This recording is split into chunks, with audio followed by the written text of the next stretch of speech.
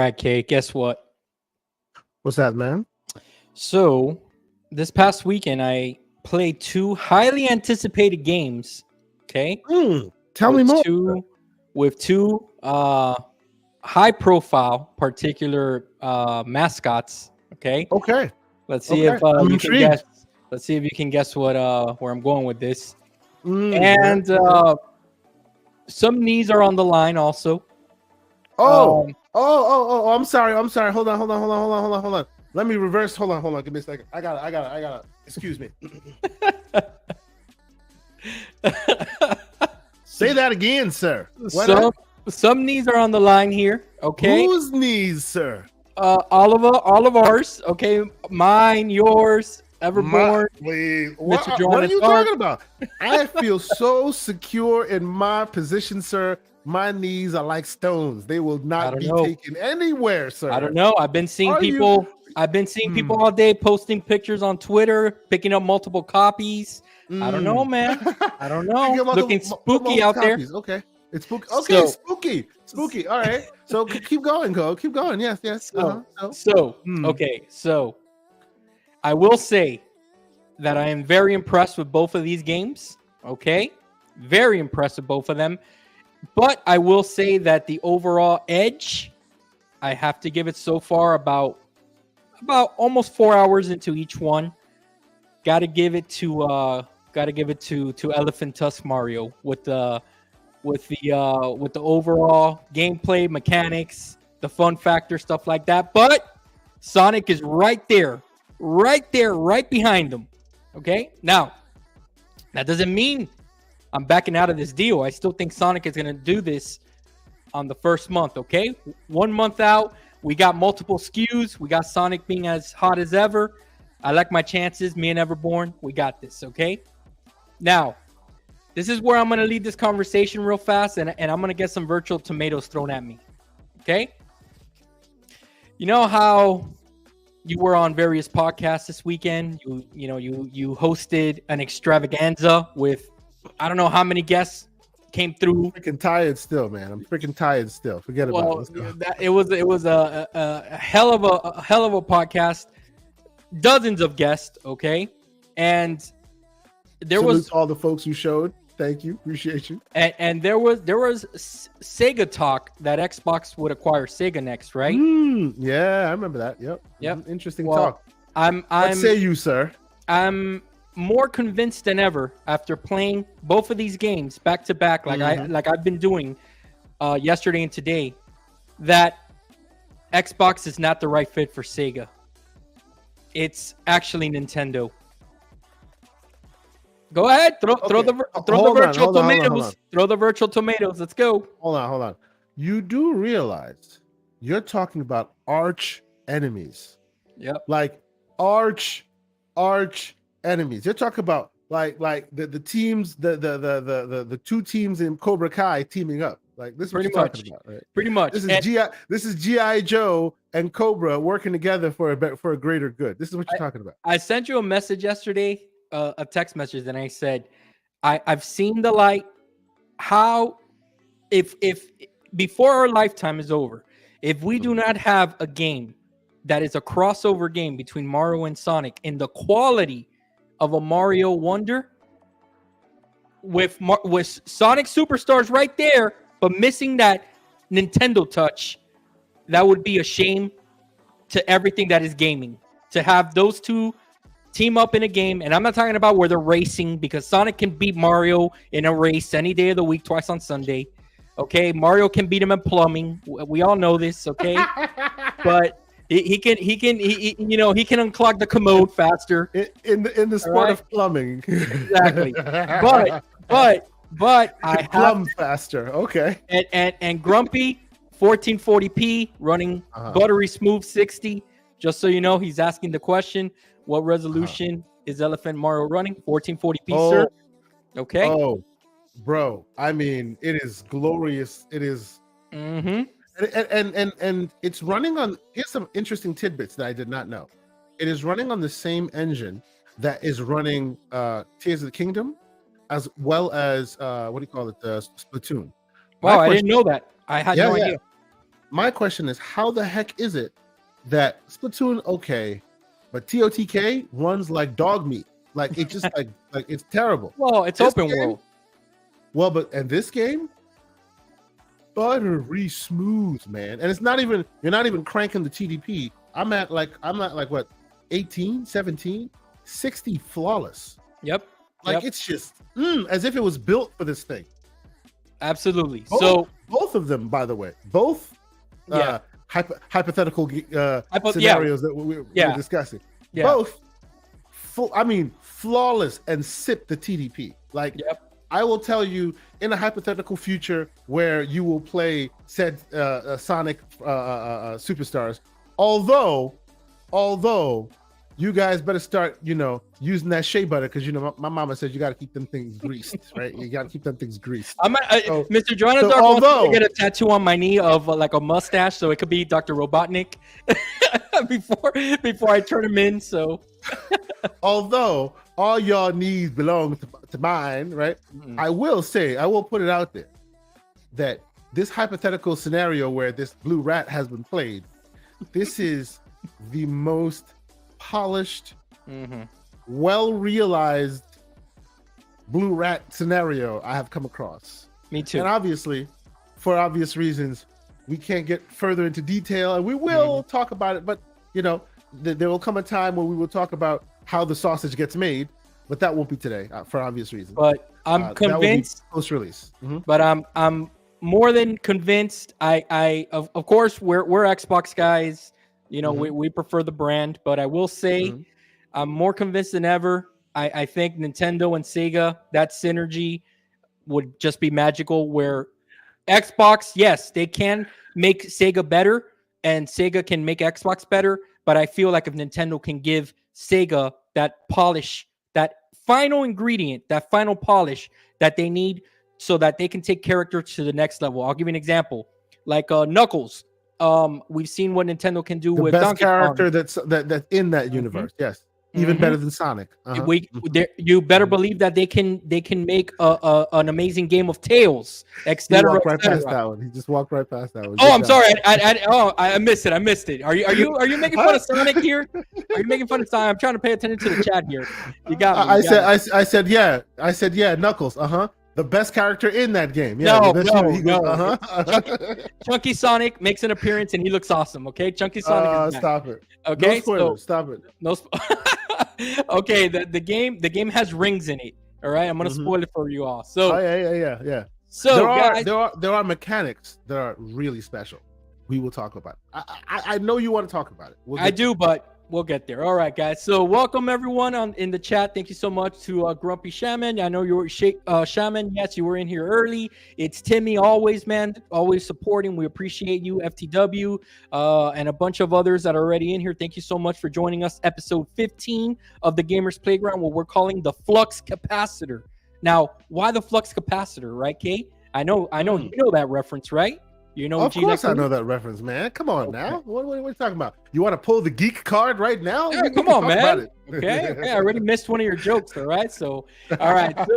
So the reason that we're calling it the Flux Capacitor, because it really I've been saying it for over 15 shows. So glad that I'm part of the PC gaming space now because I got to experience 2 fantastic games yesterday. Glorious resolutions, and I'm so happy right now that we're getting to talk about this, etc. Okay, how was your weekend? I know you had a big show, like we mentioned earlier on the Gamer Circle podcast. Let everybody know, okay, if in case they missed it, what it was about, how many people showed up, so that they can go back and listen after this show. All I will say is, if you're watching this, you're probably a fan of the channel. I appreciate you. Thank you so much for continuing the support. We love you here. Thank you so much. If for nothing else, I need you to go and scroll because I haven't done the timestamps yet. I am lazy this week. I haven't done them yet. There's 5 hours of footage, people. Come on. Oof. Yeah, 5 hours. 5 hours and 30 some odd minutes. By the way, the highest viewed show ever. Like congrats. Ever. By a country mile. It's amazing. That's amazing. That is amazing. If you don't want to watch any of it, you don't want to see Paris Lily come and give his awesome takes and then leave and then come back with more Sonic slander. And he unboxed Sonic Superstars right there, the package that Sega sent him.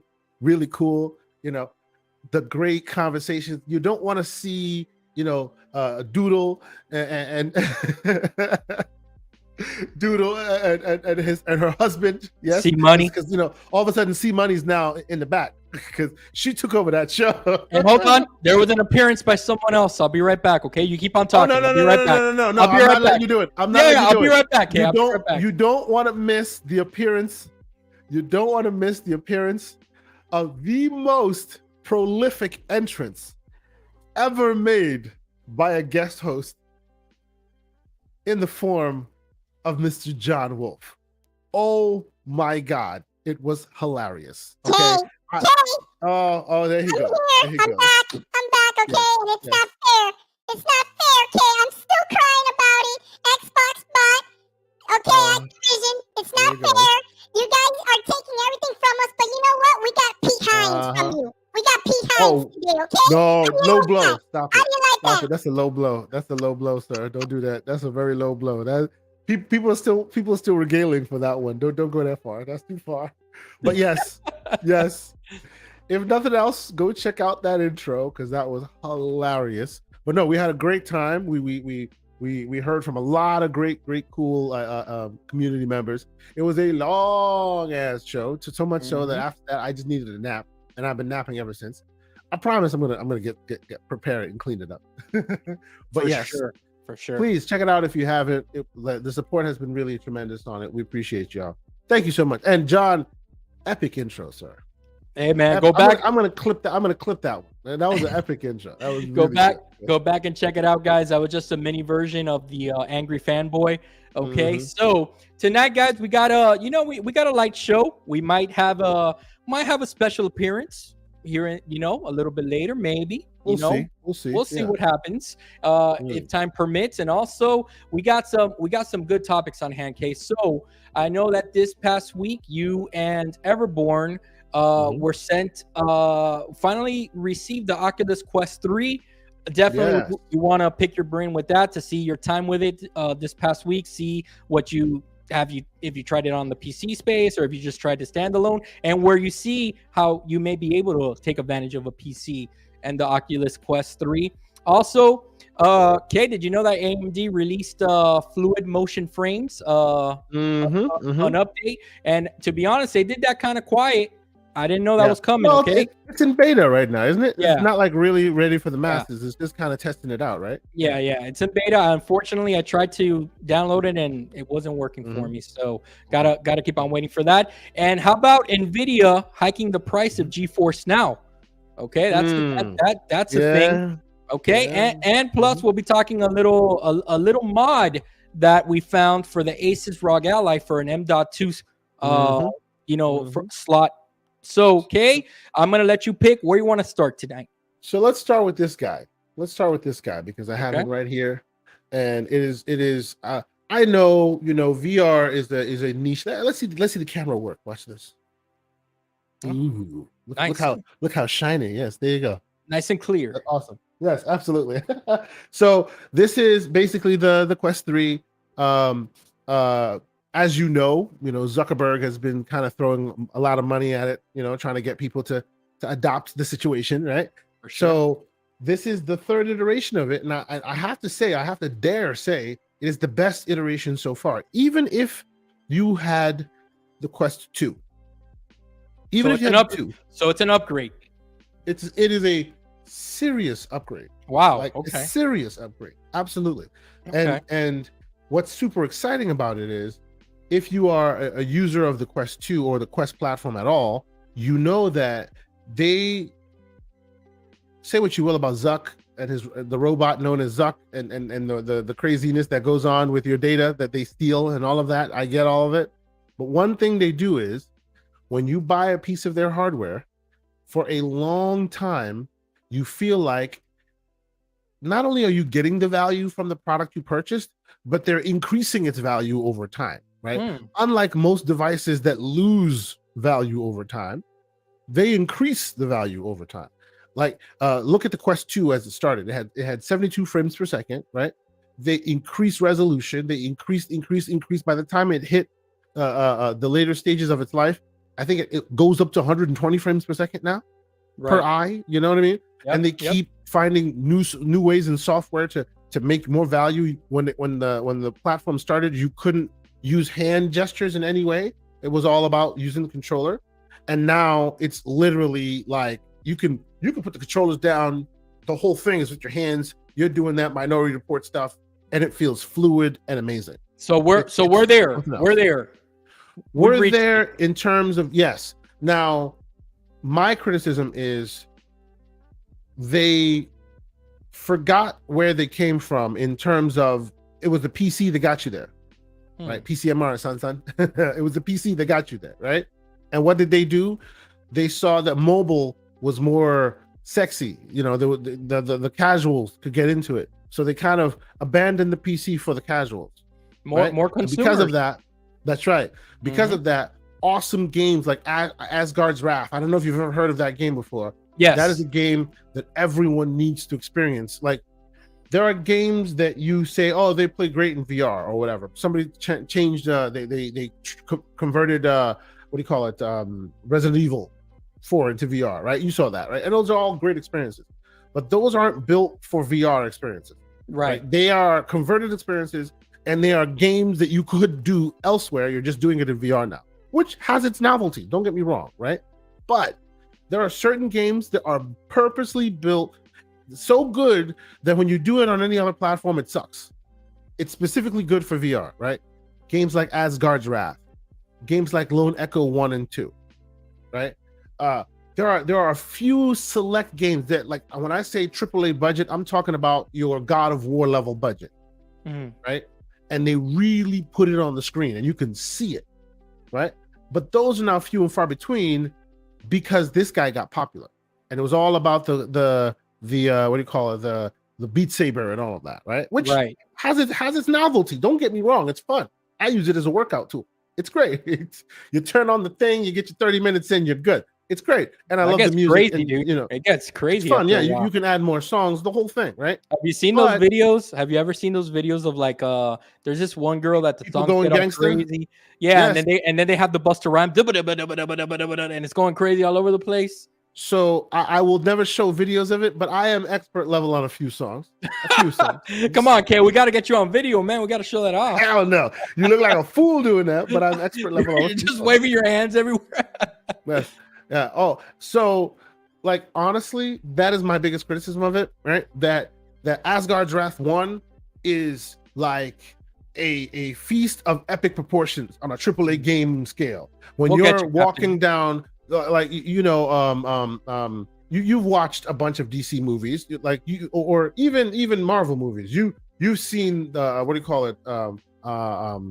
Asgard and walking down the Rainbow Trail or whatever the hell they call it, right? And you're going to Heimdall to be able to get down to portal down to Earth, right? You're literally walking down this trail and you're looking around, and the scale will have you fall on the floor if you're not careful. Wow, that's awesome. It is epic in its scope and its scale, and like it's a kind of game where you're fighting and all of a sudden you're a little god. And some I think it was like who's the god of the sea? I forget his name.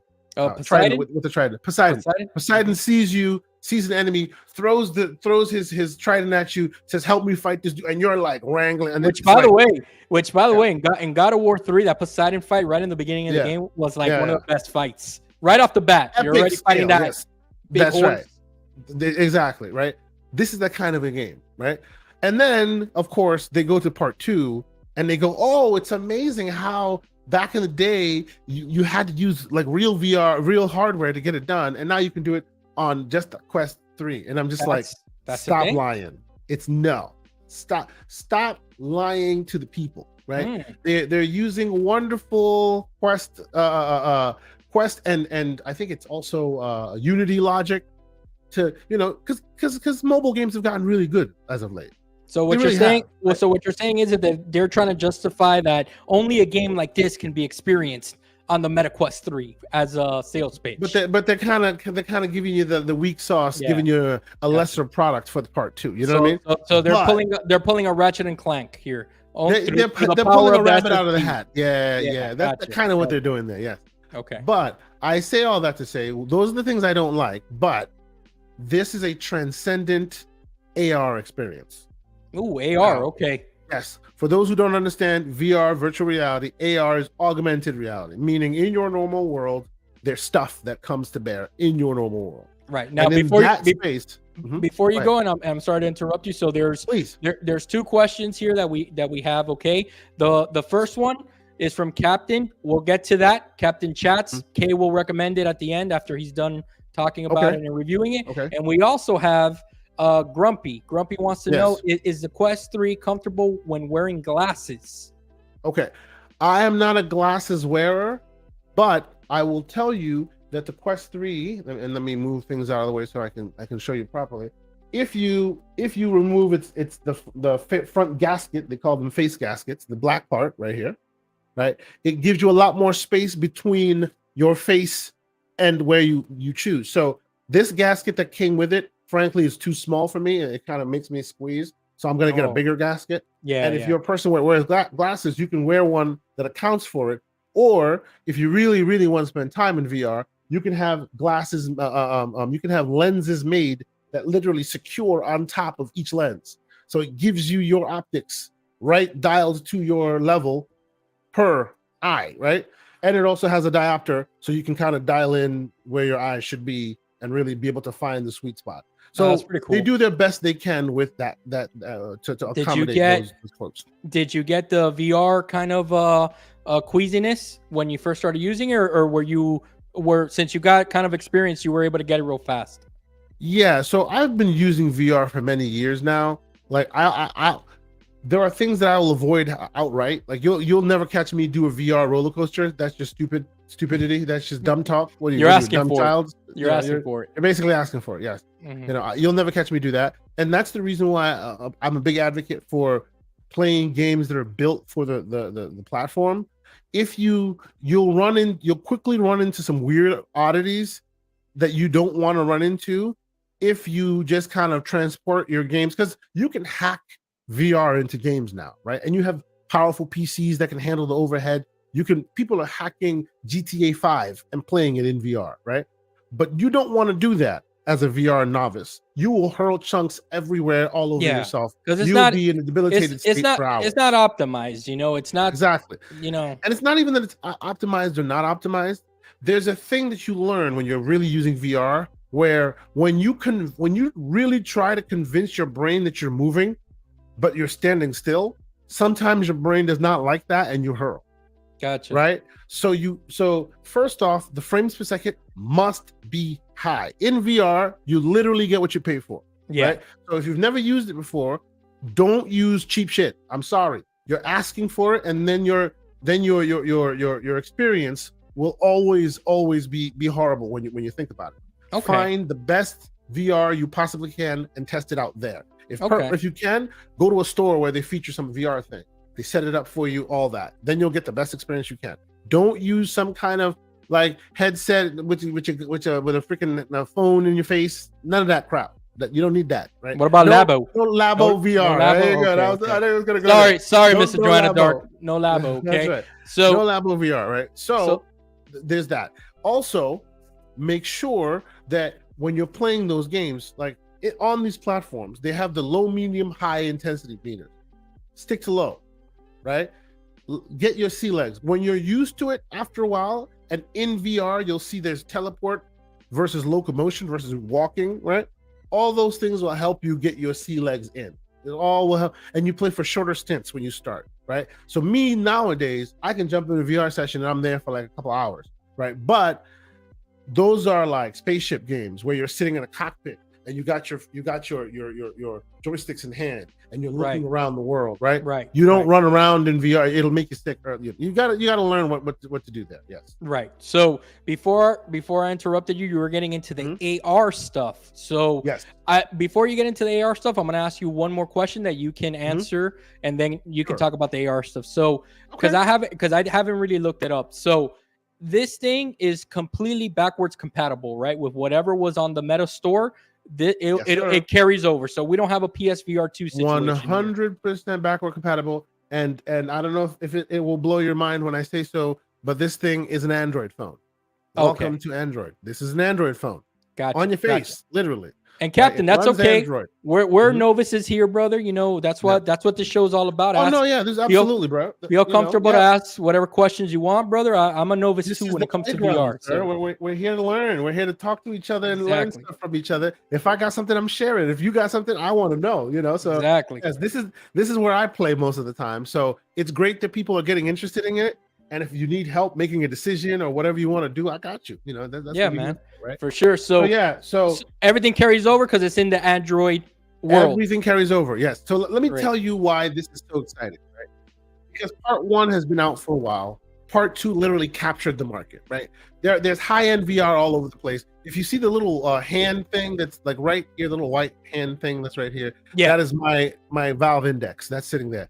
That was the best of the best some time ago, but it's long in the tooth at this point. I still use it because it has these controllers that when you have your hands in them, you can literally do this. So in VR, you can like, you know, only thing you can do that. You can do anything you want. I need that for that Pavlov. What is it, Pavlov? So I can flick people off right before I shoot them. So that's pretty cool. And you do that in that, right? But every time new hardware comes out, there's a new iteration, new optimization of hardware, new methods of doing things. The new what's up, Dion? What's going on, man? And I love that Wu-Tang avatar, by the way. Every time I see that, I smile. There you go. You know what I'm saying? So the new one has what they call pancake lenses, so it's much smaller, shorter distance than the old one, but somehow still is heavy because it's full of the tech. Now, here's why it's exciting to the normals, okay? Everyone saw what Vision Pro can be. People saw the whole Apple thing. It came out. Yep. See, they played up this vision. Yeah. I mean, it was awesome, but I already put my kidney on layaway so that I can afford it. So $3,000 some odd dollars, right? Come on. Really? They sold you this amazing vision, right? Mm-hmm. What will happen, and this is my hypothesis. This is what you're going to see happen soon. What will happen is, as this thing draws near, and it will draw near, right? Eventually, one day you will see an Apple product that's about $1,000, right? But in the short term, they're selling you all this whiz bang amazement, and then you get to the store and it's got that $3,000 sticker shock. Out of here. Sticker shock. Out of here. As the article that I'm about to put up says, this is the Vision Pro for the common man. There you go. It doesn't have the crazy monster optics that everybody wants, that everybody saw on there. When you have it on your face and you're in AR mode, you know, you can see that you have glasses on and you're in AR mode, right? You can just see that. But you can see it's fuzzy, right?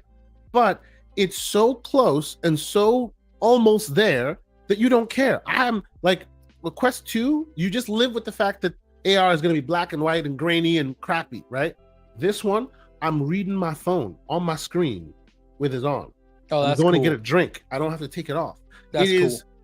It is not perfection, but it is so much better that humans can just you can deal at this point, right? Yeah. And then things get interesting because then they start playing games where they put AR elements into your real world. There's a game called Encounters, right? And that's what's been driving people crazy, where you scan your room. And the cool thing about scanning your room is using this depth sensor in the middle right here, right in the middle, right? Yeah, PSVR 2 has it.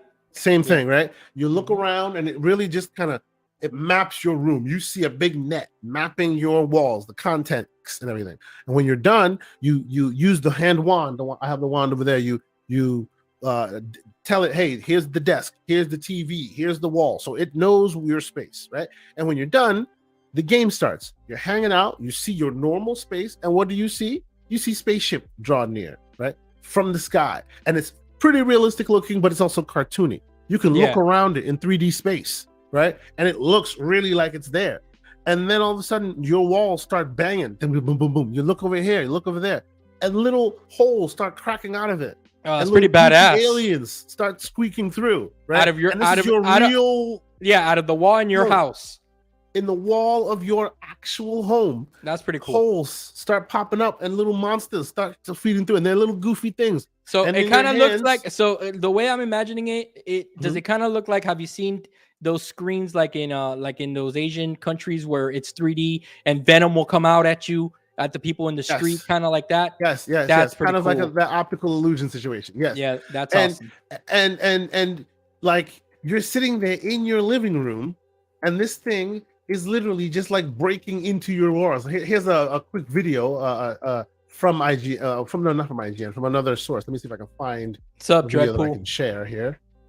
Let's see here. See if I can make this. Yeah, here you go. So this is what it looks like, Oh, right? okay. and it's in your room.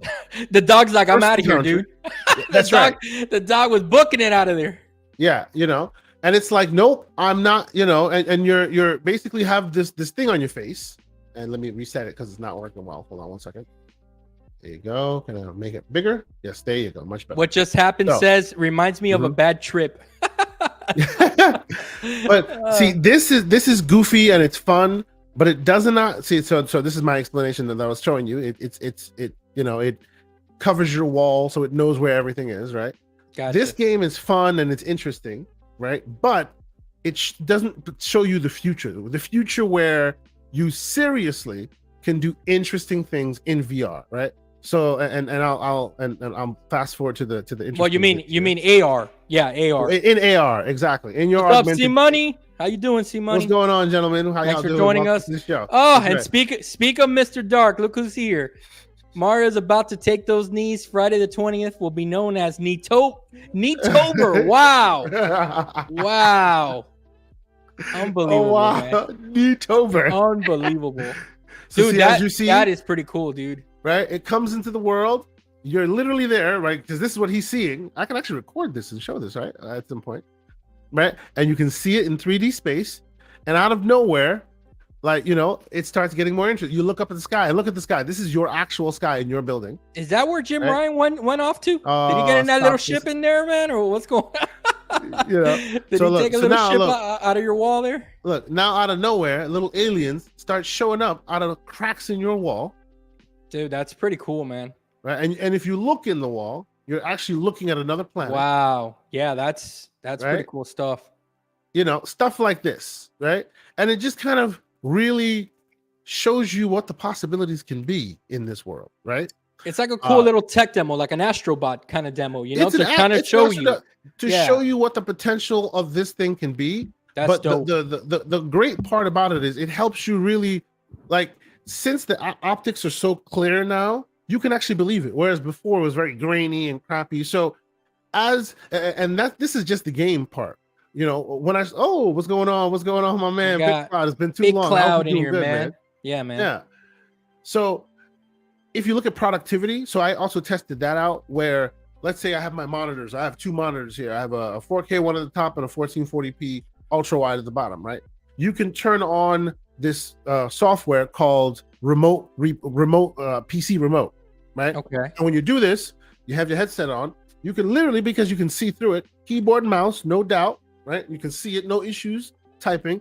And then your screen, you can stretch to any size you want. You can take your normal screen for your PC and make it the monster size on any hill you want. You can add extra screens. Yeah, and you're nice. like typing and you have access to it is pretty interesting, right? And how it's did they maturing. nail? How did they Mhm. nail? Like, how did they nail, in your opinion? Like, for example, in the AR space, number one, how did they nail the resolution? Does it look good? Does it look blurry? Does it look sharp? It In your looks opinion, what do pretty you think? decent. It looks decent? very, very decent. I actually will say that. So as I said in previously, every time VR matures, they up the ante a little bit more and more, right? So the next device is always better than the last one. Even if it's considered a budget device, it always has a trick that the last one couldn't play. This one, the optics are even better than the Pro variant, right? They have a Quest Pro that they released, that the Quest Pro has eye tracking. This does not have eye tracking. It has foveated rendering, which is the idea that it puts more resource emphasis on where you're looking versus where you're not looking, so it saves on resources and it looks better for it, right? But the trick that PlayStation could play is it added eye tracking to foveated rendering, so that where you look is where it's doing it. Right? Yeah, it kind of freaked me out. It kind of freaked me out the first time that I was doing it. I was like, whoa, it takes a little bit to get used. Yeah, but it was pretty cool. I was kind of impressed in the times that I've used it. This is missing that feature because this is considered a budget device, right? But it does have the foveated rendering and the clarity is there.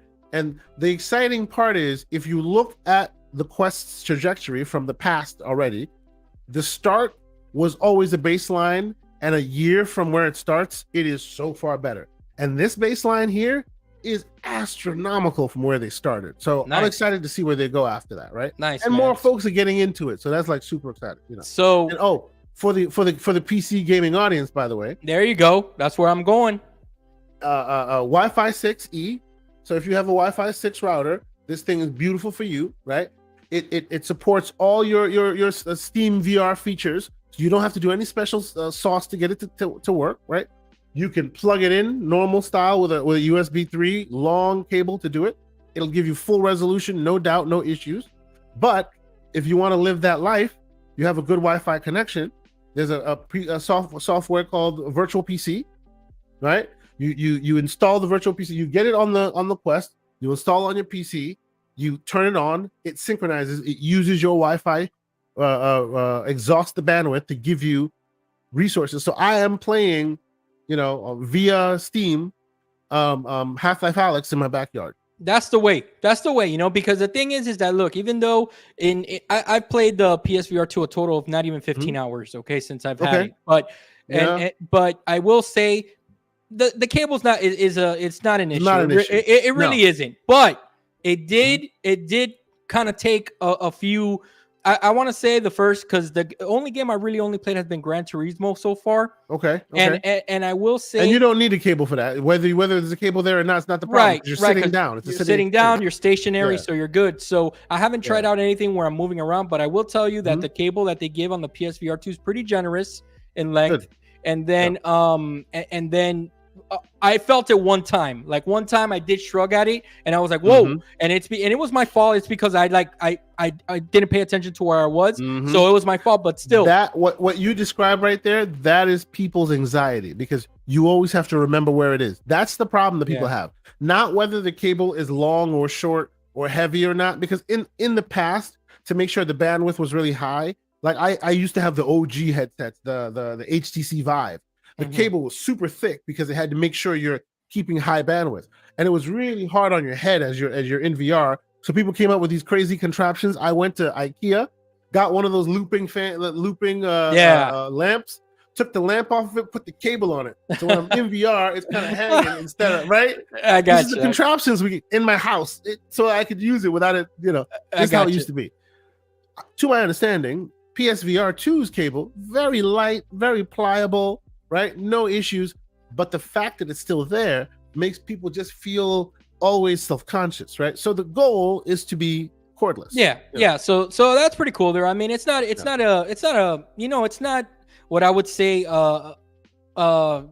a no buy because of the cord. I still think if you're in the PS5 camp and you want VR, the PSVR 2 is definitely very viable. I look forward to testing it out myself. I'm looking forward to it because I hear it's great things still. Yeah. But okay, so my next two questions for you let me answer Captain Chat's question real quick. Go ahead. Screen. He says, so can you use the Quest 3 on a PC without a wire? The answer to that question is yes, in multiple methods actually. So you can either use it without a wire using Oculus's official way, which is AirLink, is what they call it, right? And it has varying level of success based on your network connectivity. Or there's a developer that has been keeping up with it for a long time. He's great at it. He's doing really good things with the software, and he uses a piece of software called PCVR, and literally you install it on your PC, on your Quest. I think it's like $5-10. I'm not sure exactly the price, but you have it forever. And then there's a PC component, you install it, and then it uses your network, your home network, to connect you on there. And when you do that, there are also benefits. Besides just connecting to your PC and being able to use Steam VR and all of that, You can watch 3D movies. Like I love watching 3D movies in this thing. That's pretty cool. Amazing. That's pretty It's cool. amazing. You can go to there are these apps you can do. There are social media apps, if you will, called Big Screen VR, where I can have my avatar, your avatar, we meet in VR. You know, one day we should do a podcast from in that thing. That would be pretty cool. You're sitting on a virtual table hanging out, and there's a big screen behind you, and you can watch movies, 3D movies. You can throw virtual popcorn at each other. It's freaking fun. It's really really cool. badass. Yeah. I'm down. Yes, that's the stuff. So let me ask you 2 questions, okay? So the first one, did any exclusive games launch with this thing that take advantage of the new hardware or anything like that, of the power that you've seen that you know about? Yes. So the plus side of this thing is, much like PC, it's not about exclusive content. It's about, you want more frames, you want more fidelity, you want more resolution, then you buy this thing, right? Gotcha. Doesn't mean the Quest 2's gone, because they're going to still sell the Quest 2 for a while, I suspect. I think they're going to even drop it down, right? Hold on. Yeah. That's pretty really cool. Yeah, absolutely. Yeah, it's awesome. It really is. I love the experience. It's made me wish that VR was 3D movies were still around in a higher degree. Let me ask you something. What? Because when I was a Quest 2 owner, I did the whole AirLink thing that you're talking about, all that, and I actually went into a game that's actually a mod, right? Which is Doom 3.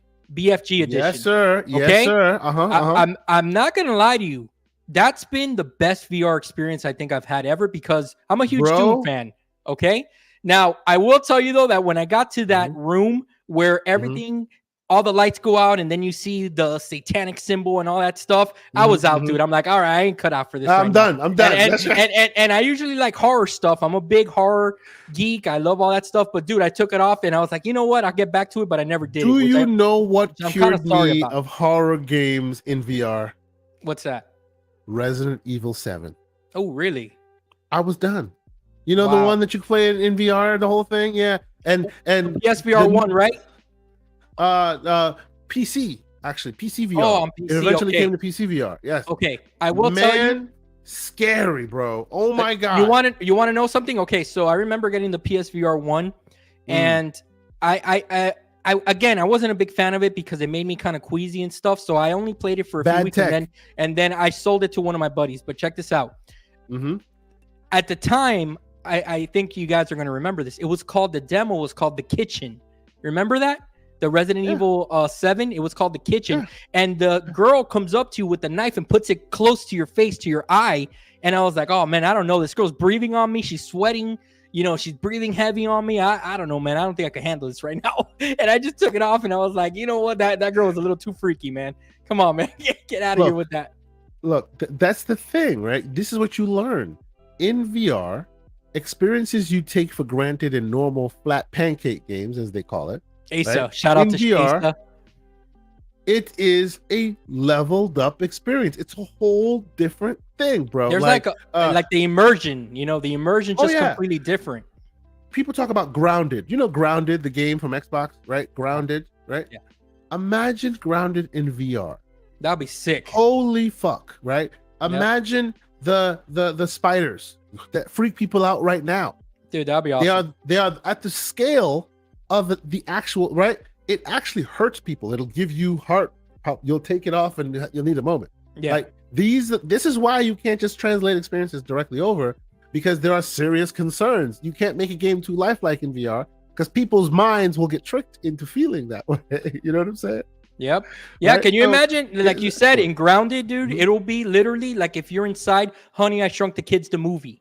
Exactly. You know what I'm saying? How awesome would that be? So maybe, hopefully, somebody one day, or even the developers themselves, they make a VR version for the PC of Grounded. That'll be an awesome update. And then with Quest support, we don't know what the future might hold there. Okay. So how about you answer? I think someone earlier on had it. You think it's worth the money, brother? You're happy with the $499 purchase? You think it's a worthy upgrade? Honestly, if you're looking for a product that's ready for prime time today, this is probably the closest you're going to get. It honestly depends on what your priorities are, right? It really does. So if you are a person who is entry level, You just want to jump in and see how it feels. You've Right never here. tested it before, right? Well, no, you're not that category. Trust me. Well, There are more nuances. Yeah, but I don't There are even more have, nuances there. dude. I'm lucky if I reach 40 hours in VR in I my get that. lifetime. I get that. But follow me here. Follow me here, right? If you're the normal, casual, everyday user, then a Quest 2 is for you. I get that, 100%, right? But if you're a normal, casual user, but you're also a PC user, and you have a decent card, right? You might think about options, right? This is still, I would still right now, today, I would say Quest 3 is still your best bet. But that may not be the case for much longer because there are lots of competitors in that hybrid space that want to be in that PC space because it's basically lacking. Yeah, that's right? exciting, yes. dude. Right. And then in the high end space, you know, people talk about that what do you call it? The Vision Pro. That thing won't play your premium games. It's the Apple price, right? Mm-hmm. There will be competitors there as well, meaning in the $1,500 to $2,000 range as well, right? It's about what you want and your use case. But in the short term, yeah, I think it's good. I think it's absolutely good. Now that you say that, right? Do you think? Because I haven't really been paying attention to this, and now that you said that, you kind of sparked a question in my mind here. Do you think that the Apple Vision Pro is kind of like the Steam Deck idea where Apple's making this thing and they hope that other people start making headsets to sell games from the Apple store? Or do you think that they're going to stick to their, like, the way that they're more very like Sony and Nintendo, that it's no, you need an Apple product to just play these games from the iTunes store? You hit the nail on the head. What has worked for them is what they will do. Right. And that is why I hope they don't succeed, because if they succeed, they'll shift VR in their direction. And it'll and honestly, I'm a little bit of a Debbie Downer when it comes to that, but like they tend to fleece their community for their money rather than like provide a service that you'll want to pay for. Yeah. Pixel throwing tomatoes at me. Virtual tomatoes. Here they come. Here they come. Yes. Pixel throwing them. Yes, absolutely. Shout out to Pixel, man. I think you deserve some of those virtual tomatoes, sir. No, I don't, man. Come on, man.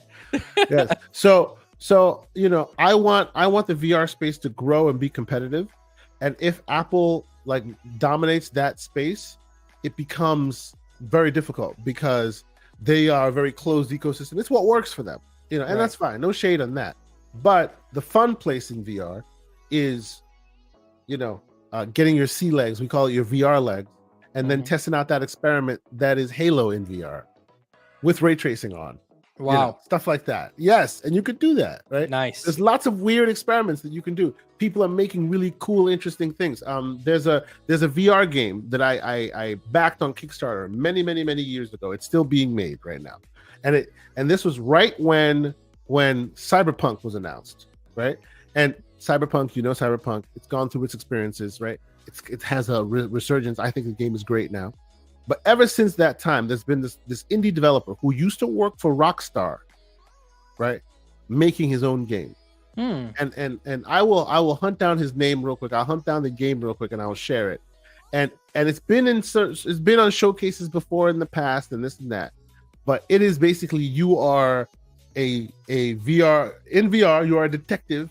You are name your movie. You're in Cyberpunk. You're in Blade Runner, and it's very grainy noir, and you have and it's so dripping with style, and that's coming to PSVR 2 as well. Nice. As well as PC VR. So I'll be on the lookout for that. Afoot. Yeah, I'll be on the lookout. It's really super exciting. So yes, I'll scroll. If I find it, I'll let you know. Okay. All right, Kay. So let's move on from the Oculus Quest 3 talk, unless you got anything else you want to say. Are you pretty much done with that subject? No, I think I am. Go ahead. Okay, awesome, dude. So yeah, guys, I think Kay shared a lot, you know, that he was able to experience the first week. So if you guys are in the market, hit us up, guys, on the comments. Hit us up on X, Twitter, and let us know if you guys pick it up. I know C Money, his wife and him picked one up. And awesome. So I'm sure he'll start. We have to play Demio sometimes. Demio, real quick. A game. It's basically a board game. But you're in like a what do you call it? What the hell's the name of that Netflix Netflix show that everybody loved so much. Oh, you're talking about I know what you're talking Things. about. Yeah, there you go. You're in a Stranger Things style basement, and you're basically you're playing like you got the deck of cards out. Only the difference is this one you zoom in and you're literally in the game, and and everybody's there. Do you know if that has cross play? Because if it does, yes, I mean, I'll buy it on PSVR 2. All right. I think it has crossplay on PSVR 2. You can even play it flat with people in VR. Okay. All right. Everybody can play together. It's awesome. Guys, we'll try to set something up so that we can do that. All right, because that'll be cool. Yeah, awesome. That'd be cool. Yeah. All right, Kay.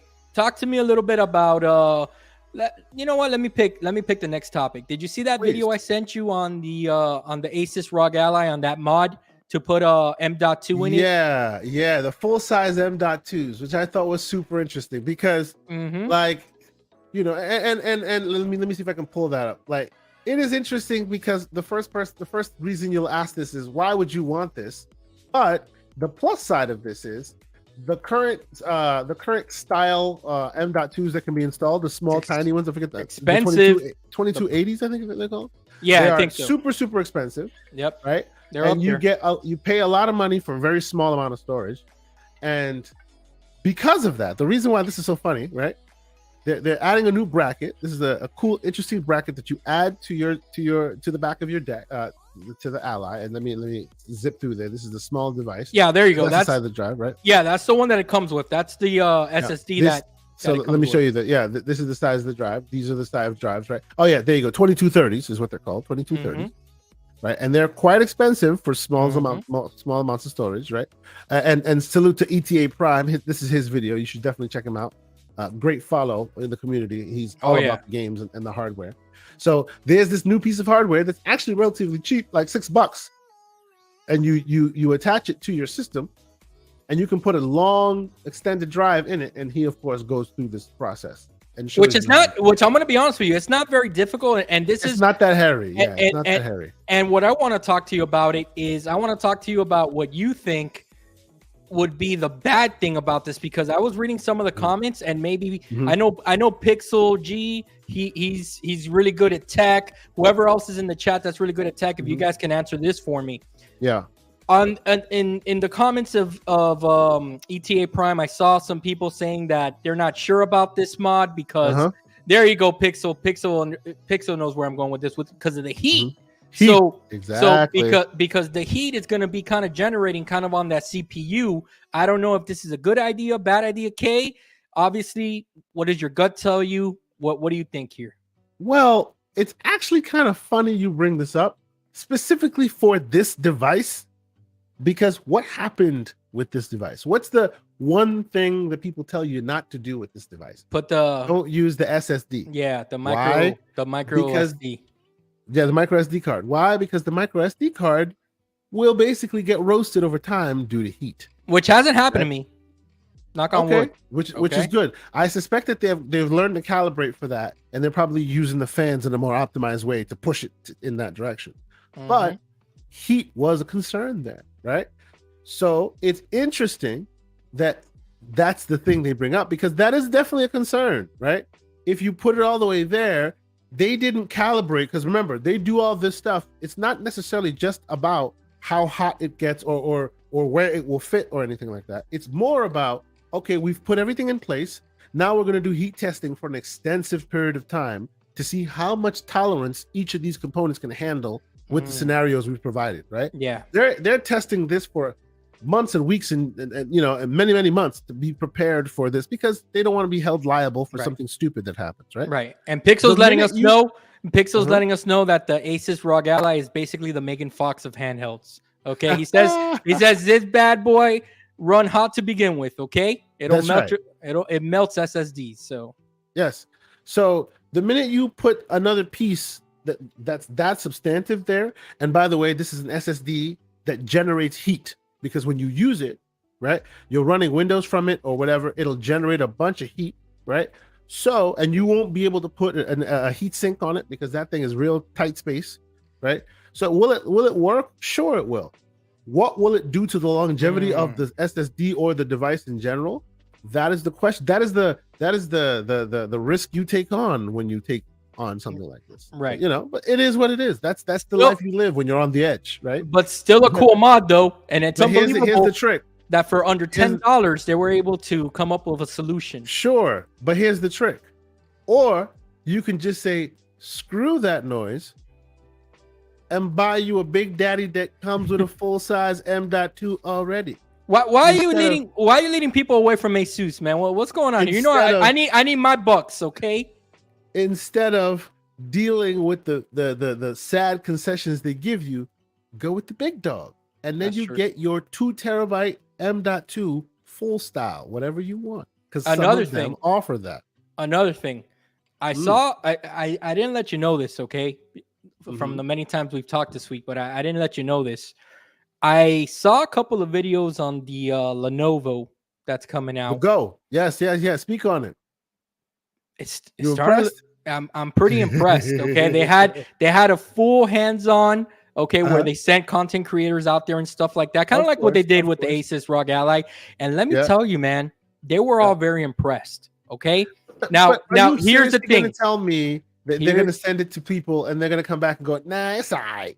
No, I mean, I get what you mean. I get what you mean. And Captain Chats just wants you to know you got all the toys, okay? All right, and it's true, he does open there. All right, so this is what I want to know. Okay, so the cool things about it, and we talked about it when they first unveiled it, but I'll go over it real fast. While I'm impressed with the hardware, the resolution I think goes up to 1600p or something like that. What is going on with the battery in these people? Why don't they realize that the battery is where we want this thing to shine? But with that note, hold on a second, because shout out to C Money. I'm sorry, I'm getting confused with Pixelbit G and C Money. All right, C Money. I heard him on one of his podcasts talking about GeForce Now. And we're going to piggyback into GeForce Now after I make this comment, okay? As you see, my segue game is getting there, okay? There you go. So check this out. I heard him say that he was playing Starfield through GeForce Now, and that it's been a great experience on his Asus ROG Ally, right? So I went to my mom's house this weekend to visit her, and I took it with me. And let me tell you something.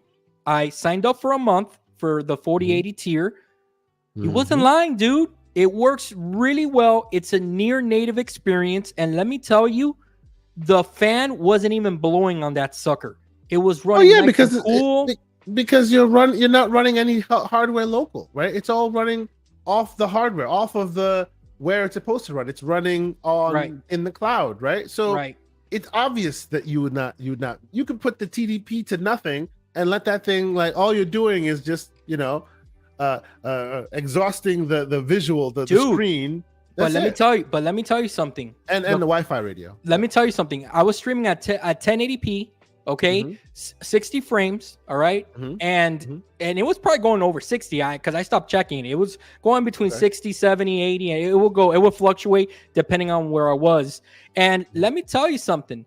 Look at C Money. I don't lie. Hey man, it was pretty good. I'm not gonna lie. So see, but you know what? Let me poop on the party though. I want to be a party. I know, of course you are. But let me at least finish before you do. Let me finish what I'm gonna say, and then you can come and take a dump right on it. Okay? Let's poop on the party because that's what we gotta do. Hold on. Hold the poop in for a little bit. Why? This is what I loved about it. Okay. Okay. Tell me. What I loved about it was, number one, that I didn't have to be plugged in. Okay, I didn't even worry about the plug the whole 4 hours I was there playing. Okay.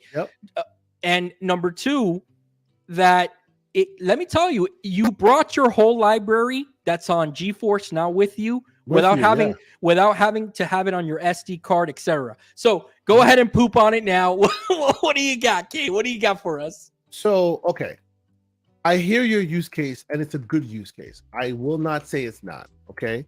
But my problem with your use case is it puts too much power in the hands of a bad arbiter. And we'll get to the next story that'll tell you that, right?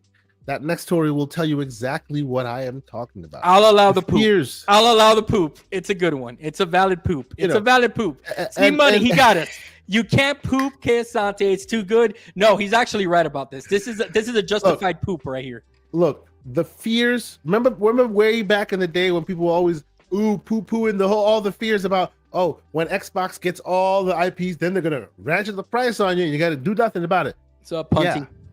Yeah. Yep. Here's the problem, right?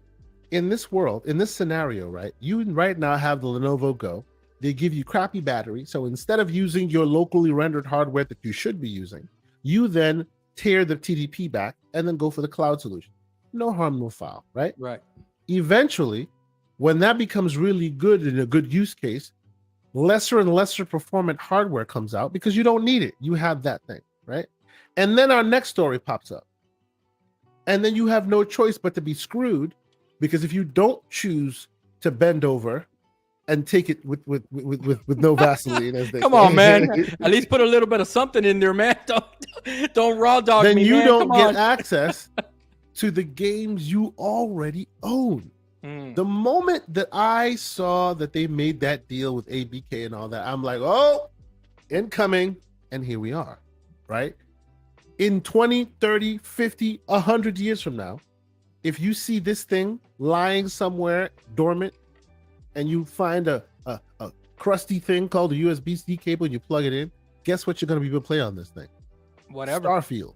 Yep. Because it's on there. Like all of it. It's on there right now. And I know you can play that because I've also allowed offline playback. So you don't even need an internet connection to be able to do so. And many other games, right? You can't do that when everything is there and they can decide to ratchet up the price whenever they want. And here, right? and another knock on it is that not everything is there. That's the problem. So they decide what's on there, even though all of it is in your library. You're not wrong, but it was still cool. I still give C Money credit because I wanted, no doubt, because Bro, I like no doubt. And I'm gonna be honest with you. Okay, I didn't finish the story. Please, I didn't finish the story. The reason C Money that I even thought about GeForce Now, that I remembered you, was because I forgot my charger. My mom didn't have a USB-C, so I had to get creative. And I'm like, oh man, you know what? If I do this, I don't have to worry about my battery running out in 20 minutes. Okay, I gotta get my game on, so I gotta do what I gotta do. exactly. So let's get into the next story, Kate, because it's true. That's a valid point that you're making there, and this is like, unfortunately, this is a scare that we all have, and not really a scare, because we know things go up, services go up. I think that Netflix literally has gone up like 6 times since I last blinked. Okay. Yep. Netflix, every now and then I get an email saying that they're raising prices, and I feel like they just sent me one last week. You know what I'm saying? Yep. So it is what it is. The creeping crawling of the price hikes. They go 1 cent, 2 cents, 5 cents, 12 cents, $10, $12 every few months. Yeah. Exactly. And yes, C Money, you did. You saved me a trip, brother. So I appreciate you. And whenever I'm in that situation, I don't mind paying $20 to be able to access whatever's on there. Oh yeah. All absolutely. Right. So the problem though is we don't want it to be your primary method, because when it is, stuff like this it has and just like xCloud, I've used it sparingly here and there.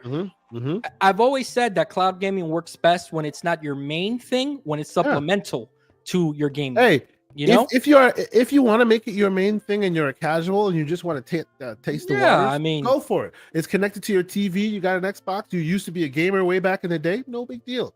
But when you start getting serious about your gaming, you're not going to want to play it that way. Right. But here's the problem here. And this is what you were talking about, Kay, which is a valid point.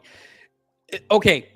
We know that Xbox is they've been pretty generous with Game Pass for years and years. And then when they raised the price, everybody lost their minds. Okay. Nvidia is a different animal, guys. We need to remember that they're not shy to raise prices. And here we go. Here's our first taste of GeForce Now being raised. And what a coincidence. And by the way, that they do it now. By the way, I will be fair, because Nvidia, GeForce Now are also the makers of, and yes, they make the GeForce cards and all of that. So they, we can call them evil because sometimes they deserve to be called evil. I get it. But they're also the makers of Nvidia Shield, which has been alive longer than the Abacus and is still to this day relevant. Like, you can use it to do so many things. Tegra chip. Keep updating it. That Tegra chip, man, it's special. And And oh, by the way, when you first got your NVIDIA Shield, GeForce Now came with it for free for almost like 6 years. Wow. They just now started charging for it. During the whole beta phase, I had it for like 3-4 years, part of NVIDIA Shield, just because you have the hardware. That's pretty cool. And they just gave it to you for all this time. That's now they're making it a product of it. So now you got to pay for it. And even now, if you don't pay for it, you can try it for free. You'll be in a tier, you'll wait for an hour, but you can still try it. But notice, so let's give them some credit. But notice how they waited till the acquisition was done for them to announce this. Okay, well, and they're doing it. They got COD in it now. They got all the Game Pass games in it now. But another thing, and I'm just calling them out because I'm a consumer at the end of the day. But if I'm them, I would have done it like this too, because they're trying to slide it in, like you said, without anything. Okay, pause. All right. So notice how we're all the gamers. What Keep are we talking? I'm listening. I'll be right back. Keep talking. Sure. What are we all occupied now, guys? Okay, and the chat, we're all occupied with this acquisition. We're shedding tears of joy, all that good stuff. And what does NVIDIA do here? A increase of up to 40% depending on the market that you're in, right? So that's exactly what Kay was talking about. This is the scary part of giving a company too much power, which everybody's in agreement to that, guys. I mean, even with this whole acquisition talk, I think that we were all, level-headed and in thinking, yes, services go up here and there, but 40%, I mean, 40% is pretty up there, man. And that kind of sucks. And we just saw PlayStation Essentials or PlayStation diapers. I don't know what the hell it's called, but they just literally went up also between 30 and 40%. So it looks like that increase is actually a real thing. Okay. It looks like PlayStation did it first, then NVIDIA followed suit. Now, can Xbox raise the price again next year? There's a good possibility, maybe. Which maybe what they'll do is, and this wouldn't surprise me at all, Kate, to be honest with you, if next year, when those ABK games start coming, they may pull what they did this year, and because Starfield was coming, they raised that price. So, guys, I'm just getting you ready for next year. Don't be surprised if you're going to be paying closer to that $20 mark next year. Well, all right. But here's the thing, though. Which, okay? I mean, it's okay. It depends on the value. Well, here's a bit of my pushback on that. Sure. Microsoft is in a very unique position, very unique position. Unlike a lot of these other guys, right? Unlike NVIDIA, unlike Amazon. They got the content. Right? They own it. They not only that do they have the content, but they have a war chest of dollars, like for days. They got dollars for years, right? So much so that they can think broadly. They can think miles and miles and miles ahead because that's where their money long. You know what I'm saying? That's as they say. Big money is long. You know what I'm saying? So yep. Because of that, they make certain strategic bets here and there that you can't see the forest for the trees, but it pays off far down the line. And because of that, I don't think that you'll see them increase prices substantially, because in NVIDIA's world, right, if it doesn't make enough dollars at a certain point, they have to claw it back because that's their bottom line, right? In this instance, Game Pass and Xbox is a small business within the monolith that is Microsoft. That's true. We've already heard they have to fight for what they take. They don't just get free handouts, right? So they have to be sustainable within the organization itself, right? So that tells me they want to see it in the long term grow much more. And as such, you don't increase prices and start gouging people. Netflix starts doing that because they've reached the tip of how many people subscribe to them. So that's a good point. Plus, that's a good point. When you're not getting more people in on a monthly basis, when you don't have too much stuff to excite people anymore, then you start squeezing those you have. Microsoft sees themselves, what do they say? Billions of people, trillions of people, whatever, right? They see themselves becoming so massive that they just become the name in gaming. And in order to do that, you got to keep it low. So they may keep it low for as long as they possibly can. As they can, but again, a business, if the revenue needs to go up, they're gonna ask for that increase. Increased it a little bit, right? They already increased it a little bit. So tell me, Kate, tell me what you think of this comment right here, brother. What advice you got for FTW? I don't think he should be doing that. What about you? All right. All right. Hey, I'm gonna let that one just sit there real quick. Just FTW, some advice. You're not gonna make companies happy or your partner happy with that strategy. All right. So that's all I'll say with that. So, okay. So So that Pause. we'll see. Pause. So we'll Mhm. see what happens. Lucius Augustus, good to see you. Always a great community member. That's why they increased it before acquisition, because if they don't do it before buying ABK, regulators would not be okay with them increasing the prices within a year of the purchase. That's a good There you point. go. I hope that's Right. true. I hope the regulators do their job and they actually protect us. That would be great. So, For once. for once, right? So, 40% increase on GeForce Now. That's a good point that you made. You know, that is the scary, but to see Money's credit, dude, you bailed me out of this weekend of running out of battery. I appreciate you, sir. And anybody on the fence for GeForce Now, I'm vouching for it, right? I'm vouching for it. It's the best one. It's the best one right now. Out of all of them. It is the best one. Stadia, even beating, Stadia was number one. They're still number one. No, it wasn't. No, Stadia was not number one. Wow. Because no, let me tell you. It was number one, bro. No, I'm telling you, Stadia borrowed YouTube's compression algorithm, right? So they say they could hit 4K, but I keep saying it was 4K. It looked very grainy, but it was but it looked awesome. If you check the bit rate, it was really, really lacking. You cannot have a full 4K image with such teeny tiny like sipping of the bit rate. It was an image. It's as 4K as you get on YouTube. I got you. Not really 4K, right? Listen, I got you, but it still worked really well. It worked really well. But NVIDIA's process right now can get you to think you're using a ray trace device on like this, right? You can use NVIDIA GeForce Now and play Cyberpunk and put ray tracing to like path tracing ultra ridiculousness, and you will convince yourself that this thing is doing it. It's that close. Gotcha. Right? Which, by the way, I saw that. All of them. I saw the G Cloud. If anybody's interested, I saw it on sale on Best Buy today for like I think $2 something. So no.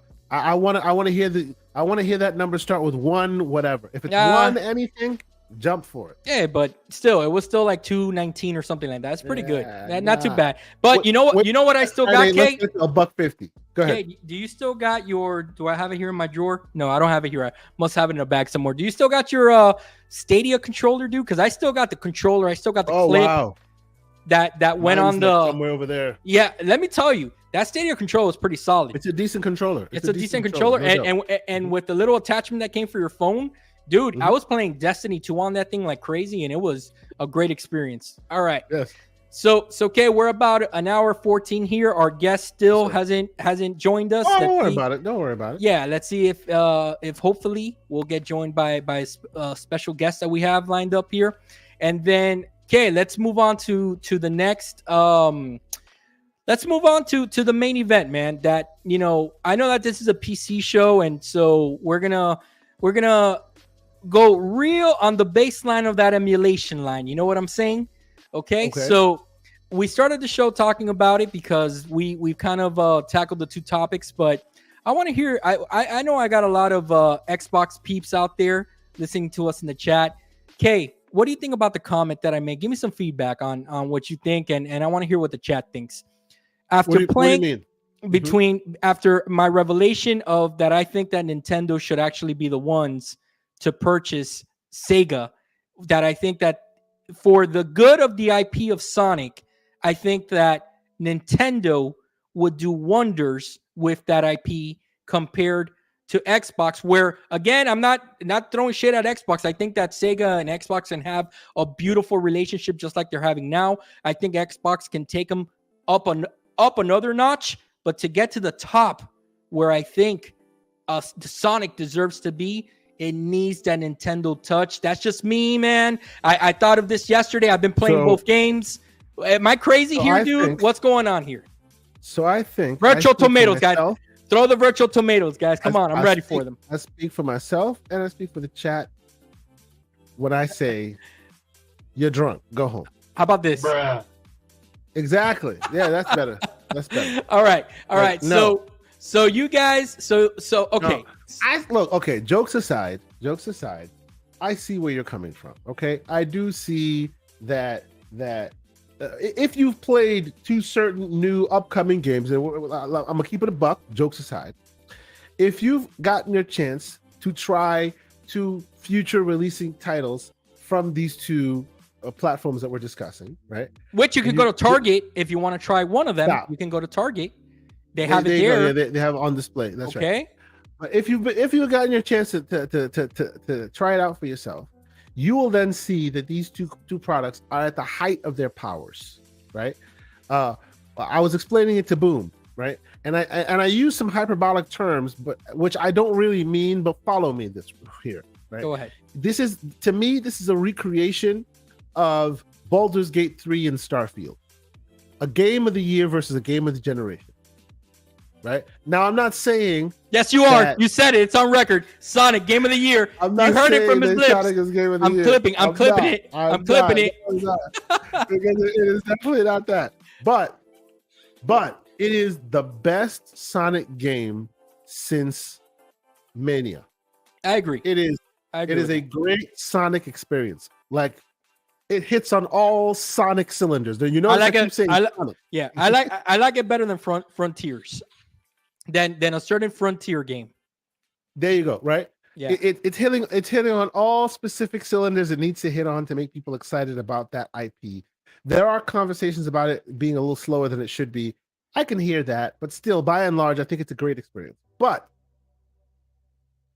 the other one is unfortunately a transcendent experience. The other one, you like it looks like the animators for Sega took 5 months to make the animation for Sonic. Right? And the animators for the other one took 5 years. Like the way he jumps and lands and moves. I mean, bro, you are the Sonic stand in the room. Tell me I am lying. No, you're not. These guys, and you can tell us about your daughter's book report after I say what I'm saying. Absolutely. These guys did such a job that it made the standard that the Sonic reached, which was a great standard, seem subpar by comparison. Never play one versus the other. The minute you do, all of a sudden, Sonic just becomes a slideshow, a blocky mess. Even though in a vacuum, it's great. FTW, man. I thought you were on my side. I need you to pick up Sonic. Pick up the other game later on, man. Come on, wait until that. Oh, that's right. That doesn't get a sale. Never mind. So that's right. So, okay. No, but you understand what I'm saying? Tell me I'm wrong. Tell me your daughter was wrong. So I had a conversation with this man. Yeah, no. So let me set up the story and the sequence for everybody here, right? So yesterday, I'm playing both said games with my daughter, and I we're showing her reading comprehension and writing sentences and words and stuff like that, spelling stuff.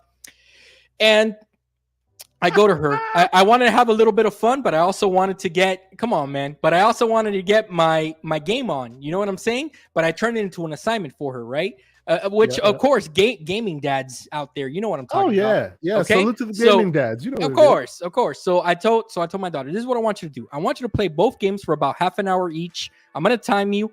Then I want you to give me a review of the game, of the graphics, the gameplay, and which one do you like more, and you want to continue playing, and I'll let you continue. How old playing. Is your daughter? 7 years old. She's gonna be 8.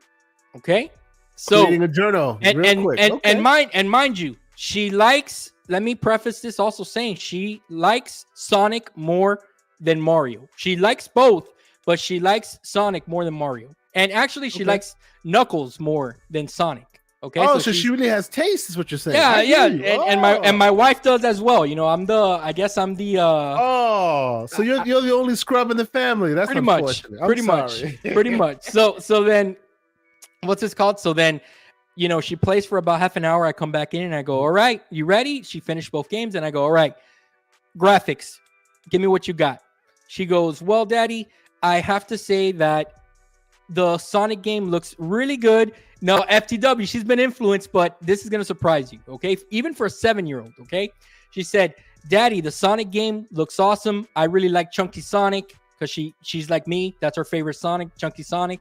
But she goes, but Daddy, I'm sorry, the graphics are better in the Mario game. I go, okay, all right. How about the gameplay? Talk to me about the gameplay, about what did you like doing more in the world? Did you like running around with Sonic? Tell me a little bit about that. She goes, Daddy, I have to tell you, I prefer. Come on, man. What are you doing turning around? Come on, face camera. She goes, Daddy, I have to tell you that the gameplay in Mario, I enjoyed it a little bit better too. And this came from her, which surprised me because again, she's not a controller player. She's a Roblox iPad player. She literally said, okay, there's something different about controlling Sonic than controlling Mario. She said that.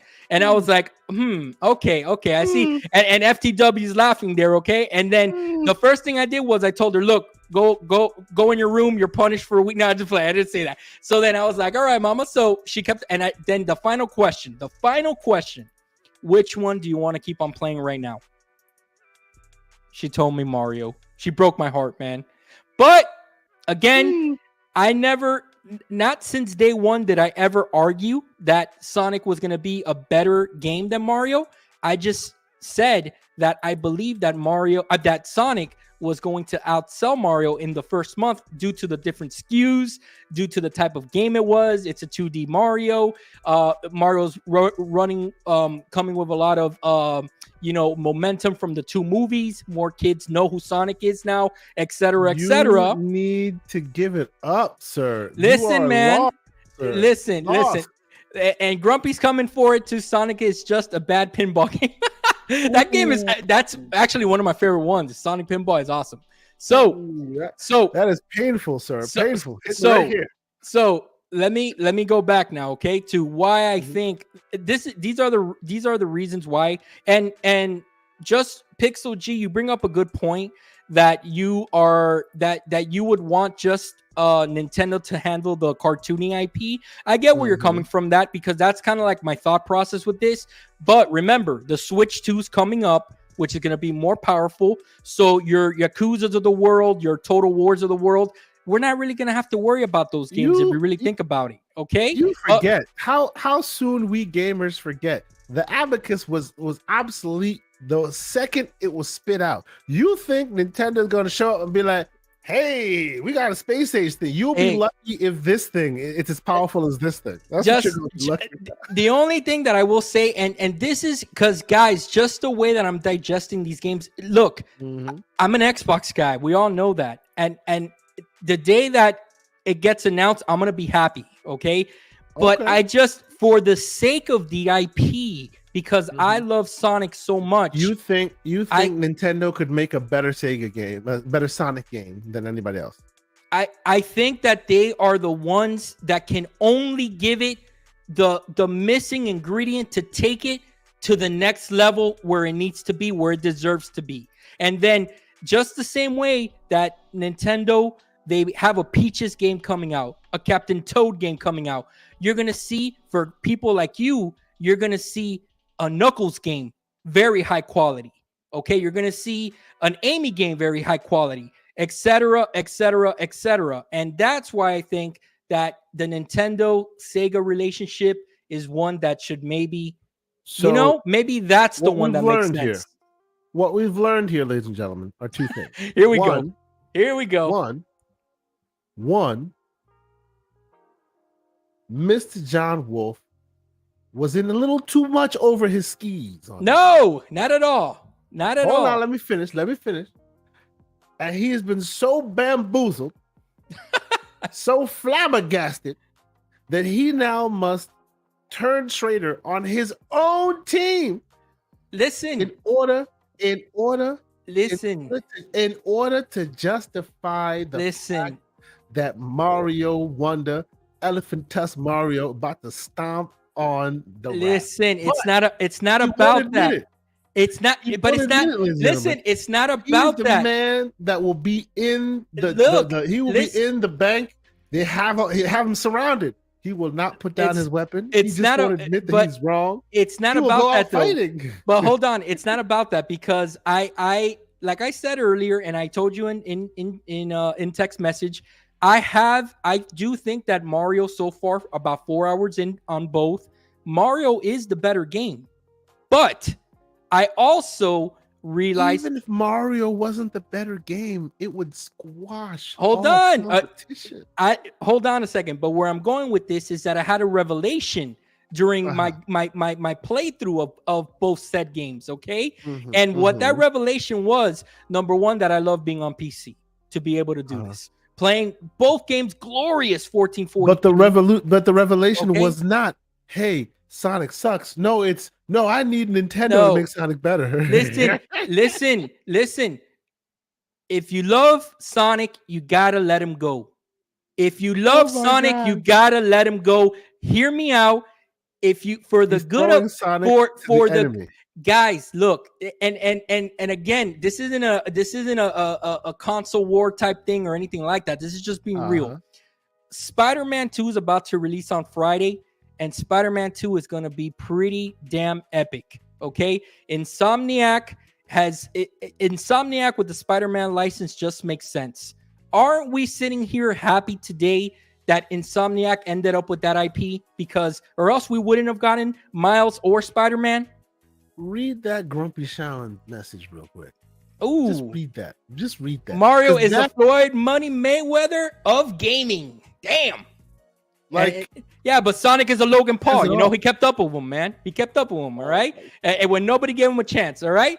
So he's got that one punch knockout power, all right? So look, again, I got Sonic.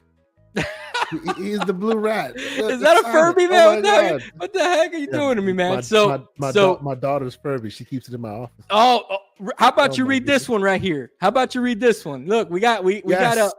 Yes, Sonic is the king of 54th place, which is where he is right now on the Amazon charts, compared to 4, which is where Mario Wonder sits. Yes, look, Floodzilla. Floodzilla didn't appreciate my Logan Paul. But let me ask you a question, Floodzilla. Did he not last the 12 rounds? Thank you very much. Okay. So what I will say with this is, again, for the love of the IP, even if Xbox does acquire Sega, okay, I'll be championing. Dude, I'll be happy.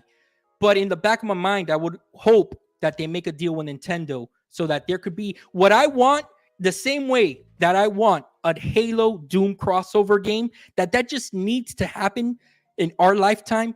There needs to be a proper Sonic Mario crossover game with the quality of Mario Wonder. That would be one of the best games ever made. Guarantee you. So you're talking about a Mario Sonic crossover game in the Mario Wonder art style? Both teams come together and make something magical, because what both teams have done here is fantastic. The reason why, what I'm asking specifically is, whose style do you adopt? Because the Mario style, the best style of Mario, is not comparable with the Sonic style. It's a fusion. You have to create something. You got to create something special. It needs to be a fusion. Okay? So again, what we have learned. We've learned 2 things here. Actually, hold on.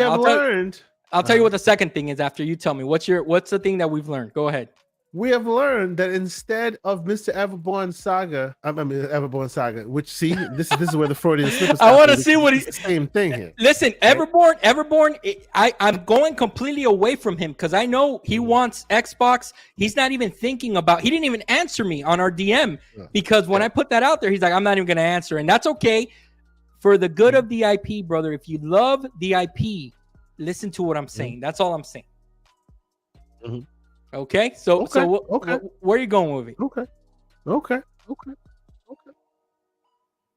Man, I'll just say, honestly, I will say, jokes aside, this is one of the better Sonic games out there. I will say that. But 2 things. Well, 3 things. 1, if you're a Sonic lover, this will completely be in your wheelhouse. Absolutely. If you're looking for Sonic to do better, this might be something you'll look into. Just don't play the other game at the same time. I'm the Sonic lover here, and I'm being real. You know what I'm saying? So the thing is that revelation came in because I want Sonic to be where Mario is. Okay, I want him there. It's like they took the animation budget that was existing for all these 2D platformers, right? I agree. That's a good idea, Flood. It's like they took that budget and they quintupled it in the case of the Mario Wonder game. Whereas everybody else kept theirs the same. They just went, no, we're going to make sure that the animation is so fluid. When he is walking and he stops, he doesn't stop just a little bit and then screech back. No, we'll give you 15, 30 extra animations for him to make the twirl when he's turning. Like, it is like a Pixar animated short. Yeah. At all times. Which, by the way, insane. Everybody in the chat, guys, if you love what we're doing here, I'm going to need you all to go on Steam, Xbox, PlayStation, Switch, and send us some screenshots of you guys purchasing Sonic. Support the cause, guys. Stop the ridiculousness. Support the cause, guys. Let's go. What he should be saying, he's a bad host. What he should be saying is, send us those hit receipts. That like button. Hit the like button. If you happen to be on John's channel, hit the like button there. Hit subscribe. Right. If you happen to my channel, we appreciate you. Hit that like button. Screw that ridiculous noise that this man is talking about. They will be all right. They don't need you to pedal for them. I'm just saying. I mean, if you guys support what we do around here and you guys want to show some love, don't be scared. Don't be shy. Go ahead and send them to Kay, to Everborn, to myself. Show off those copies of Sonic. Show Kay that Sonic is not the blue rat and that he has fight to him, and he's gonna bring the fight, this week. Come on, guys. Let's do this. In this instance, he's more the pink rat. All right, Kay. So, because we completely went off the PC end of it, let's bring it back to PC before, and if you want to talk about anything else, we can. Kay, I'm loving emulation, dude. I'm loving PC gaming. I was playing, as you know, Assassin's Creed. We're gonna go through the chronology of that. I was just playing, Assassin's Creed Odyssey right before I came on, which is the reason I was a little late because I got caught up in a mission there that I had to take out Cassandra, and I had the only way. Yes. And dude, it was like I was battling like 6 ships or something like that. It was crazy, but I finally got through it. Okay, I'm really excited about the Assassin's Creed playthrough that we're gonna do, dude. And to talk about the settings. Now, to let you guys know, I've been doing my homework on these games, not only on the actual characters and the story of the game, but I've actually gone back because I'm a history buff, right, Kay? I've actually gone back and I've watched, the 300 War with the Spartans, that kind of led up in the game, as you know, that's kind of like the like how the game starts and all that. I've gone back to why Xerxes attacked them in the first place. I've gone back to how the world was formed, and then the map ended up being that way. I love all that stuff, Kay. Like, is that something that like you're into as well when we do these playthroughs, that we can kind of chop it up when we get there? Yeah, absolutely. I love the history that these games provide. I think we were chatting in the background a little bit about it. Like, I love the histories these games provide because, like, I've been a lifelong gamer myself, and I was a gamer back when being a gamer was a bad thing, right? And you had to justify why you play games, right? And it was always good to find games that you could play and point to and say, see, this is why games exist, and this is why games are important, right? And Ubisoft, and specifically the Assassin's Creed games, always provided that. Because in addition to the fantastical elements and all of this, there is a like spot on recreation of the history and the time frame and the time period with which they lived, right? It's amazing, dude. So much so that in later iterations of the formula, they would give you a mode where you could just walk around tourist style and learn, hey, this is how the average Egyptian lived, and this is what they did, and this is how they built their buildings, and you can follow along. You can make it an educational class for a child to sit in front of and watch. Right. So I love the fantastical elements. I, for one, people were all like, oh, get rid of the Abstergo stuff, the out of the Animus stuff. I'm like, if you're able to thread that needle well, it'd be fun either way. I'm hook, line, and sinker for Assassin's Creed, right? I love the franchise. So I'm down. Let's talk about it. I have excitedly reinstalled Assassin's Creed Odyssey on the old AOK Zoe. So So whenever I get a few minutes, I'm sitting here like, getting at it with Cassandra. Pause. Actually, no pause. No pause at all. Right there. She's a badass. She's a badass. So, dude, yes, she's such a badass. She's great. She's a great character. I really look forward to it. And Grumpy, that's amazing. You're doing a third playthrough of Syndicate. I never beat Syndicate. The last one that I beat was Assassin's Creed 3 with the in the America setting. That was I loved it. So I can't wait to get back to it. I'm gonna beat that, and then we have Freedom Cry. We have so many good ones, dude, that we're gonna be talking about, guys. So stay tuned for that. We're gonna have a great show on that.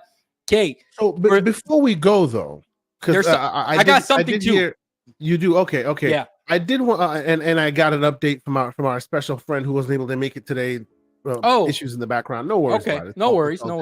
We'll get it. You did want to talk about FMF if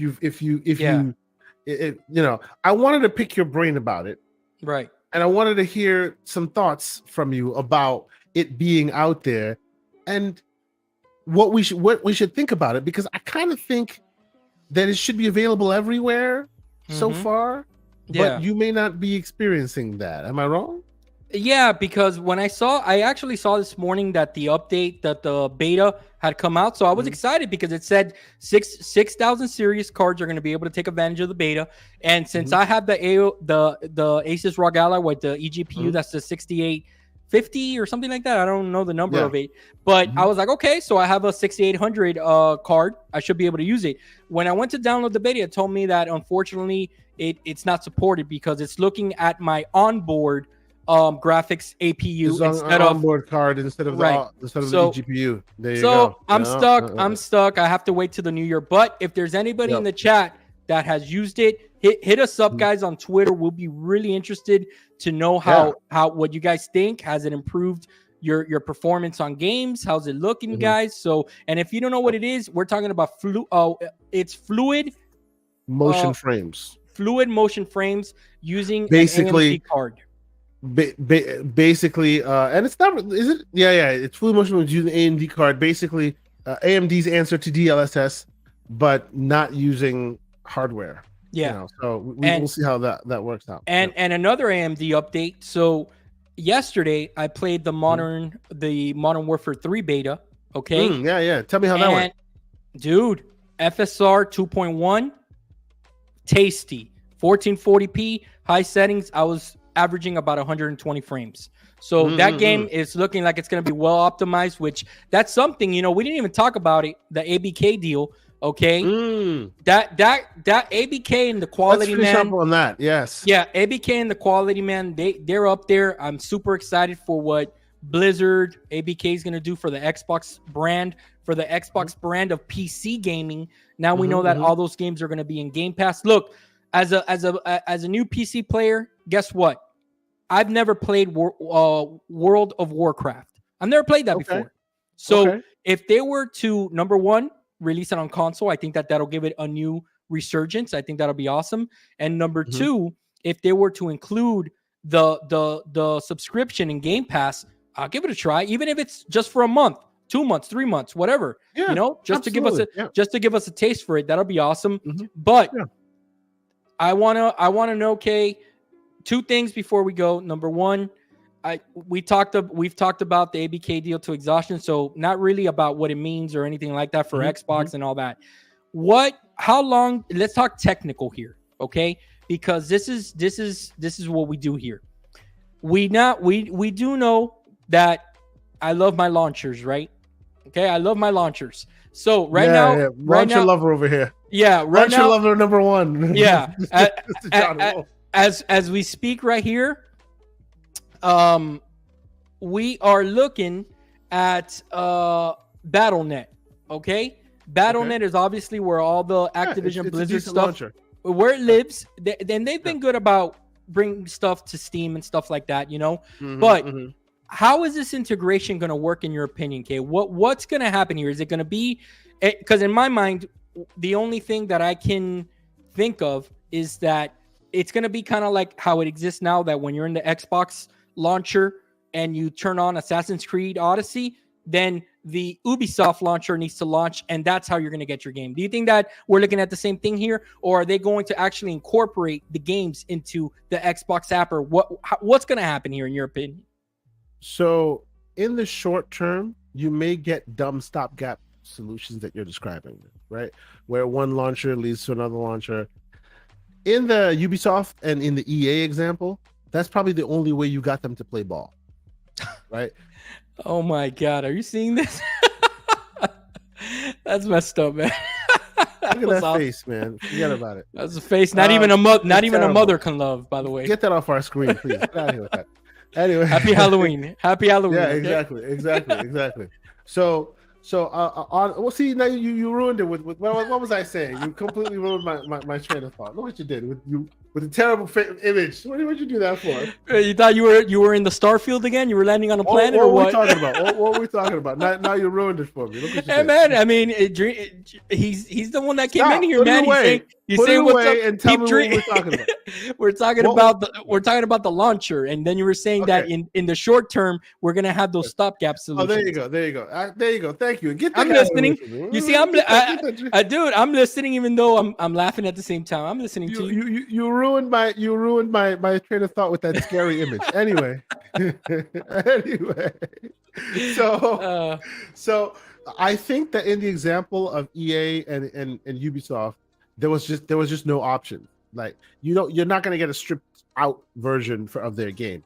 A, because it'll probably take a lot of money to give to report to their game store, and B, Ubisoft and or EA won't do that for your benefit, because it's in their benefit to keep that the connection to that app store, right? But in the case of Activision, you'd think that they'd make a decision and decide that one launcher to rule them all, which should be, and maybe here's where my virtual tomatoes get thrown at me, should be Battle.net. Because it doesn't have Stankonia on it. They should forego all of their current stuff and go all in on Battle.net, right? But they probably won't do that. Maybe they'll go the other way around, because there's a lot more in the Xbox ecosystem than there is on the other side, and they'll incorporate them in. In the long term, you'll probably see a one console solution. You'll see it, all done. But short term, you may see a hodgepodge just to get it out. But that's my question. What do you want? Do you want it to be out in the next 6 months, or do you want it to be out in 2-3 years when it's all nice? Yeah. I think because, like, in the Bethesda deal that I can remember, and I'm going off memory here, guys, so keep me honest in the chat. When the Bethesda games came to Game Pass, they did work to get achievements for them and everything to get them to be up to Xbox standard. But right? A lot of their games, that's the thing. It's not exactly the same. It's not exactly the same comparison, because I'd say 95, probably more, all of them were already on Xbox in one shape or fashion or form. That's true. Right? So they just brought it together, and they worked together. These guys, there was no, like, they knew what they were doing. They had planned it. So as soon as they were ready, the categorization was available, and it was out the door, right? In this instance, some of those games may have never come back from back compat. There are rumors and speculation that there may be one more back compat drop from the back compat team, because Activision Blizzard King didn't like some of those games coming from back compat, and did nay on some of the options. No, but, like, I'll give you an example, right? I'll give you an example. If you go to the PC app on the Xbox, you'll see that Doom 2016 is not for PC. You can't find it anywhere. Yes. But so it looks like they didn't do the work to go back to that game to do anything. So I'm not expecting, because it's not worth porting an old game and spending so much dollars on an old game to get it all up to snuff. Yeah. What they will do is, if they can strip out the old one and add it to the category, they will. But they'll only go as far as the razor's edge, as far as, like, getting them all in line. If it requires additional attention, like real attention, you may not get that. Yeah, because right now I'm looking at Battle.net, right? So in Battle.net, you have all of course your Call of Duties, starting with I think the first one was Black Ops 3. I think Black Ops 3 was the first one where they really started to make that. No, it's going to be Battle.net. come to BattleNet or whatever. So I'm assuming, Kay, that in the near future, like next year, like they said, I think it's gonna point you this way, dude, right to BattleNet, kind of like it does with Ubisoft and the EA app, because I don't see those games coming in with achievements and stuff like that. Xbox achievements. I think that's gonna be too much work for them. If they've never had achievements before, they're not getting them now. Yeah, I got future games moving forward, most definitely. But I got you. Games that have existed, unless it's a hot game that's exciting that is now being ported to Xbox. If it's existing in the library, unless there's a remake or remaster happening, maybe you'll see that. But in general, they'll just port it and put it out as is. You know what I mean? Less money to spend and more money to get when people buy it. Yeah, and it gets people what they want, which are the games, access to the games. You know what I'm saying? So I got you there. For them. All right, Kay. So I mean that'll do it for our episode today. We went about an hour and 46. Kay. Let the chat know, man, what you'll be up to this week, what other shows you'll be coming on, and what you'll be playing. I know what you're playing, but tell the people what you're playing. So I will be on, of course. I'll be on Primetime Gaming, of course, with Mr. Boomstick and friends, and that will be on this Wednesday. Yeah, I will never miss an episode. I always like to be there. If I'm not there, I'm in the chat. So, God willing, I will be there on Wednesday. Of course, another episode of GCP this Saturday. I swear to God, I will finish them show notes at some point. I just have not. I don't want to go look back at that 5-hour 30. Like, sometime this year. It just makes me tired looking at it. Like, it's just too much. Anyway, it was, dude. But again, it was to give you your flowers, man. It was such a good, entertaining show. Everybody that came through, man, are legends, man, legends. Yeah, and I mean, we stand on the shoulders of giants. I say it all the time. I cannot thank enough all the people that came. We're almost at 7,000 views, and for like small channel.